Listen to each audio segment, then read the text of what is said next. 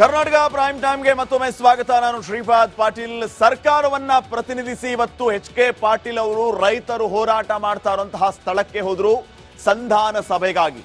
ಆದ್ರೆ ಸಂಧಾನ ಸಭೆ ವಿಫಲವಾಗಿದೆ, ಯಶಸ್ವಿ ಆಗಿಲ್ಲ.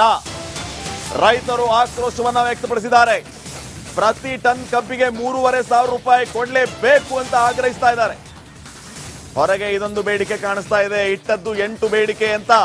ಪ್ರತಿಭಟನಾ ಸ್ಥಳದಲ್ಲಿ ಸಚಿವ ಎಚ್.ಕೆ. ಪಾಟೀಲ್ ಹೇಳಿಕೆ ಕೊಟ್ಟಿದ್ದಾರೆ. ಸಚಿವ ಎಚ್.ಕೆ. ಪಾಟೀಲ್ ಅವರ ಮಾತನ್ನ ರೈತರು ಒಪ್ಪಿಲ್ಲ. ನಿಮ್ಮ ಬೇಡಿಕೆ ಈಡೇರಿಸುವುದಕ್ಕೆ ಸಿಎಂ ಜೊತೆ ಚರ್ಚೆ ಮಾಡಬೇಕು ಅಂತ ಈ ಸಂದರ್ಭದಲ್ಲಿ ಪಾಟೀಲ್ ಹೇಳಿದ್ದಾರೆ. ಹಾಗಿದ್ರೆ ಮುಖ್ಯಮಂತ್ರಿಗಳೇ ಸಭೆಗೆ ಬನ್ನಿ ಅಂತ ರೈತರು ಆಗ್ರಹಿಸಿದ್ದಾರೆ. ಸಿಎಂ ಸಭೆಗೆ ಬನ್ನಿ ಅಂತ ರೈತರನ್ನ ಪಾಟೀಲ್ರು ಕರೆದಿದ್ದಾರೆ. ಆದ್ರೆ ಸಚಿವ ಎಚ್.ಕೆ. ಪಾಟೀಲ್ ಅವರ ಮಾತನ್ನ ರೈತರು ಒಪ್ಪಿಲ್ಲ. ಸರ್ಕಾರಕ್ಕೆ ನಾಳೆ ಸಂಜೆವರೆಗೆ ರೈತರು ಡೆಡ್ ಲೈನ್ ಕೊಟ್ಟಿದ್ದಾರೆ.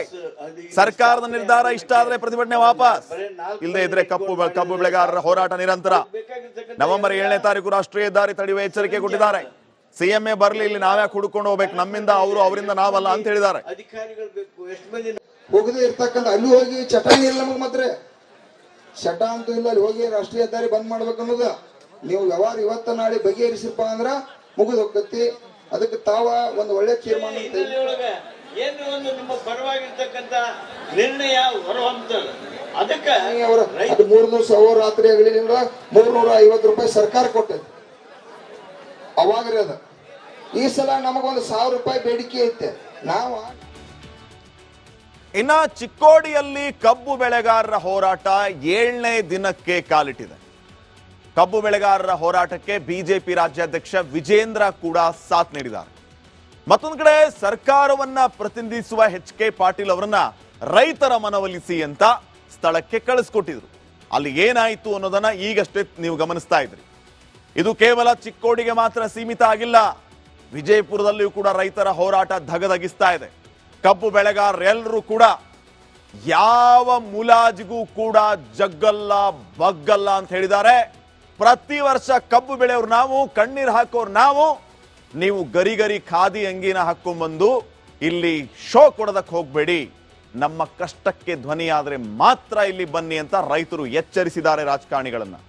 ಇವತ್ತೇನೇನಾಗಿದೆ ಅನ್ನೋ ವರದಿ ನಿಮ್ಮ ಮುಂದೆ.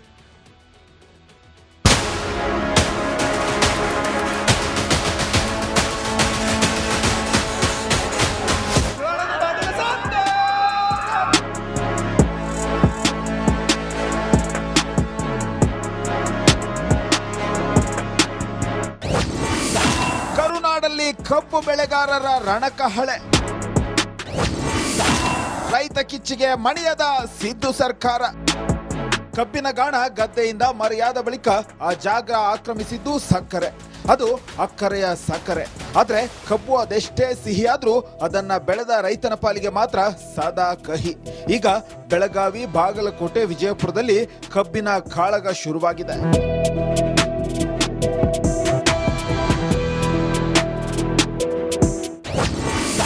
ಬೆಳಗಾವಿ, ವಿಜಯಪುರದಲ್ಲಿ ಅನ್ನದಾತರ ಆಕ್ರೋಶ. ನವೆಂಬರ್ 7 ಶುಕ್ರವಾರದಿಂದ ರಾಷ್ಟ್ರೀಯ ಹೆದ್ದಾರಿ 4 ಬಂದ್ಗೆ ನಿರ್ಣಯ ಕೈಗೊಳ್ಳಲಾಗಿದೆ. ಗುರ್ಲಾಪುರ ಕ್ರಾಸ್ನಲ್ಲಿ ನಡೆಯುತ್ತಿರುವ ರೈತರ ಹೋರಾಟದಲ್ಲಿ ನಿರ್ಣಯ ಕೈಗೊಳ್ಳಲಾಗಿದೆ. ಪುಣೆ, ಬೆಂಗಳೂರು ಸಂಪರ್ಕಿಸುವ ಹುಕ್ಕೇರಿ ತಾಲೂಕಿನ ಹತ್ತರಗಿ ಬಳಿ ಹೆದ್ದಾರಿ ಬಂದ್ಗೆ ನಿರ್ಧರಿಸಲಾಗಿದೆ. ರೈತರ ಬೆನ್ನಿಗೆ ನಿಂತ ಬಿಜೆಪಿ ರಾಜ್ಯಾಧ್ಯಕ್ಷ ವಿಜಯೇಂದ್ರ. ರೈತರ ಬೆನ್ನಿಗೆ ನಿಂತ ಬಿಜೆಪಿ ರಾಜ್ಯಾಧ್ಯಕ್ಷ ವಿಜಯೇಂದ್ರಗೆ ಇವತ್ತು ಹುಟ್ಟುಹಬ್ಬ. ರೈತ ಹೋರಾಟದಲ್ಲಿ ಭಾಗಿಯಾದ ವಿಜಯೇಂದ್ರ ರಸ್ತೆಯಲ್ಲೇ ನಿದ್ರೆಗೆ ಜಾರಿದ್ರು. ಸರ್ಕಾರ ಕೂಡಲೇ ರೈತರಿಗೆ ಸ್ಪಂದಿಸಬೇಕು ಅಂತ ಆಗ್ರಹಿಸಿದ್ದಾರೆ. ಎಲ್ಲಿದ್ದೀರಿ ಬೆಳಗಾವಿ ಉಸ್ತುವಾರಿ ಸಚಿವರೇ? ಹೋರಾಟವನ್ನ ಗಮನಿಸ್ತಾ ಇದ್ದೆ. 2 ದಿನ ಆಯ್ತು, 3 ದಿನ ಆಯ್ತು. ಇಲ್ಲೇ 20 ಕಿಲೋಮೀಟರ್ ದೂರದಲ್ಲಿರ್ತಕ್ಕಂಥ ಉಸ್ತುವಾರಿ ಸಚಿವರು ಇನ್ನೇನು ಬಂದ್ಬಿಡ್ತಾರೆ. ನಿಮ್ಮ ಹೋರಾಟವನ್ನ, ನಿಮ್ಮ ಮನವಿಯನ್ನ ಕೇಳಿ ನಿಮ್ಮ ಹೋರಾಟಕ್ಕೆ ಬಂದ್ ಮಾಡುವಂತ ಕೆಲಸ ಮಾಡ್ತಾರೆ, ಸಹಕಾರ ನೀಡ್ತಾರೆ ಅಂತ ಅನ್ಕೊಂಡಿದ್ದೆ. ದೇಹ ದಂಡಿಸಿಕೊಂಡು ಸರ್ಕಾರದ ವಿರುದ್ಧ ಕಿಡಿ. ಗುರ್ಲಾಪುರದಲ್ಲಿ ಕ್ಷಣ ಕ್ಷಣಕ್ಕೂ ರೈತರ ಕಿಚ್ಚು ದಗದಗಿಸುತ್ತಿದ್ದು, ಸಿದ್ದರಾಮಯ್ಯ ಸರ್ಕಾರದ ವಿರುದ್ಧ ಅನ್ನದಾತರ ಆಕ್ರೋಶ ಸ್ಫೋಟಗೊಂಡಿದೆ. ರೈತರು ಬಾರುಕೋಲಲ್ಲಿ ಹೊಡೆದುಕೊಂಡು ಅರೆಬೆತ್ತಲೆಯಾಗಿ ಪ್ರತಿಭಟನೆ ನಡೆಸಿದ್ದಾರೆ. ಪ್ರತಿಭಟನಾಕಾರರಿಗೆ ಮಹಿಳೆಯರು ಸಾಥ್. ಕಬ್ಬಿಗೆ ಬೆಲೆ ನಿಗದಿ ಮಾಡುವಂತೆ ರೈತರು ಅಹೋರಾತ್ರಿ ಧರಣಿ ನಡೆಸುತ್ತಿದ್ದು, ಹೋರಾಟಗಾರರ ಬೆಂಬಲಕ್ಕೆ ನಿಂತ ರೈತ ಮಹಿಳೆಯರು ಪ್ರತಿಭಟನೆಯಲ್ಲಿ ಭಾಗಿಯಾದವರಿಗೆ ಸಾವಿರಾರು ಖಡಕ್ ರೊಟ್ಟಿ ವಿತರಣೆ ಮಾಡಿದ್ದಾರೆ.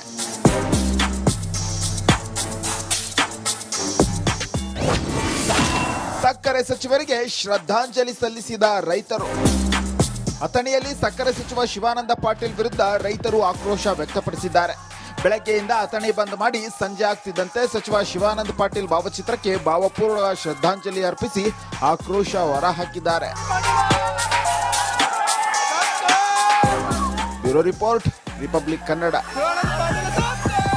ಕರ್ನಾಟಕ ಪ್ರೈಮ್ ಟೈಮ್ಗೆ ಮತ್ತೊಮ್ಮೆ ಸ್ವಾಗತ. ನಾನು ಶ್ರೀಪಾದ್ ಪಾಟೀಲ್. ಸರ್ಕಾರವನ್ನ ಪ್ರತಿನಿಧಿಸಿ ಇವತ್ತು HK ಪಾಟೀಲ್ ಅವರು ರೈತರು ಹೋರಾಟ ಮಾಡ್ತಾ ಇರುವಂತಹ ಸ್ಥಳಕ್ಕೆ ಹೋದ್ರು ಸಂಧಾನ ಸಭೆಗಾಗಿ. ಆದ್ರೆ ಸಂಧಾನ ಸಭೆ ವಿಫಲವಾಗಿದೆ, ಯಶಸ್ವಿ ಆಗಿಲ್ಲ. ರೈತರು ಆಕ್ರೋಶವನ್ನ ವ್ಯಕ್ತಪಡಿಸಿದ್ದಾರೆ.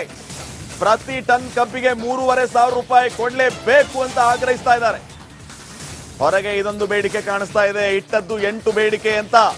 ಪ್ರತಿಭಟನಾ ಸ್ಥಳದಲ್ಲಿ ಸಚಿವ HK ಪಾಟೀಲ್ ಹೇಳಿಕೆ ಕೊಟ್ಟಿದ್ದಾರೆ. ಸಚಿವ HK ಪಾಟೀಲ್ ಅವರ ಮಾತನ್ನ ರೈತರು ಒಪ್ಪಿಲ್ಲ. ನಿಮ್ಮ ಬೇಡಿಕೆ ಈಡೇರಿಸೋದಕ್ಕೆ ಸಿಎಂ ಜೊತೆ ಚರ್ಚೆ ಮಾಡಬೇಕು ಅಂತ ಈ ಸಂದರ್ಭದಲ್ಲಿ ಪಾಟೀಲ್ ಹೇಳಿದ್ದಾರೆ.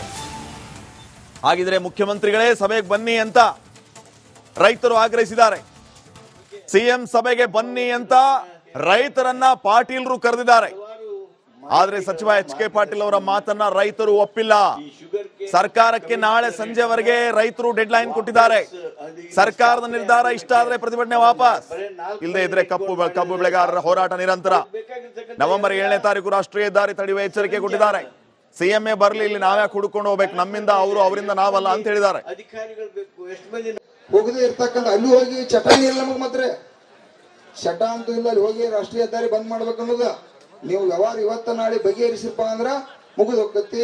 ಅದಕ್ಕೆ ತಾವ ಒಂದು ಒಳ್ಳೆ ತೀರ್ಮಾನ ಏನು ಒಂದು ನಿಮ್ಮ ಪರವಾಗಿರ್ತಕ್ಕಂಥ ನಿರ್ಣಯ ಹೊರಹೊಮ್ಮತಲ್ಲ. ಅದಕ್ಕೆ 3 ದಿವಸ ರಾತ್ರಿ ಆಗಲಿಲ್ಲ 350 ರೂಪಾಯಿ ಸರ್ಕಾರ ಕೊಟ್ಟೈತಿ. ಅವಾಗ್ರಿ ಅದ. ಈ ಸಲ ನಮಗೊಂದು 1000 ರೂಪಾಯಿ ಬೇಡಿಕೆ ಐತೆ. ನಾವು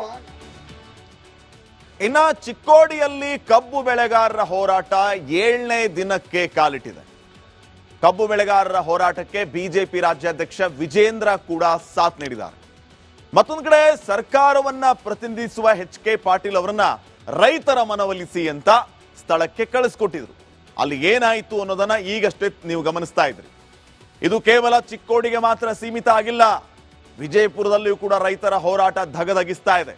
ಕಬ್ಬು ಬೆಳೆಗಾರರೆಲ್ಲರೂ ಕೂಡ ಯಾವ ಮುಲಾಜಿಗೂ ಕೂಡ ಜಗ್ಗಲ್ಲ ಬಗ್ಗಲ್ಲ ಅಂತ ಹೇಳಿದ್ದಾರೆ.